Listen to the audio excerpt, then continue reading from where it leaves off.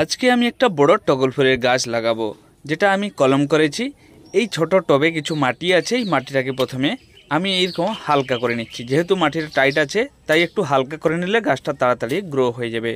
বন্ধুরা দেখুন, এতে শুধু বালি ভর্তি করা আছে।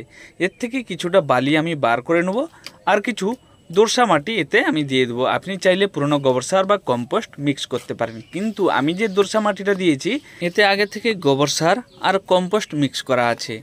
এবারে ভালো করে এগুলাকে মিশিয়ে নেবার পর মাঝখানে হালকা একটু গর্ত করে নিতে হবে, যেখানে আমি গাছটা লাগাবো। দেখুন কত বড় বড় সাইজে ফুল হয়েছে। এই ফুলগুলো অনেক বড় বড় হয়, তারপরে অনেক সংখ্যা হয়। আমি এখন এই কলমটাকে খুলছি, দেখবেন কত শিকড় বেরিয়েছে। আপনি এর ডাল কেটেও বুঝাতে পারেন, ডাল কেটে বুঝালেও এটা গ্রো হয়ে যায়, কিন্তু কলম করলে সব থেকে ভালো হয়। দেখুন 15-20 দিনের ভিতরে এইরকম অসংখ্য শিকড় বেরিয়ে আসে।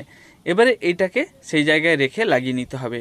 বন্ধুরা লাগিয়ে নেওয়ার পর এই ডালগুলোকে একটু ছেটে দিলে ভালো হয়, নাহলে গাছটা ঝাঁকড়া হবে না। যদি ওই রকম রাখা হয় তাহলে এইরকম বাড়তে থাকবে, গাছটা ঝোপালো হবে না।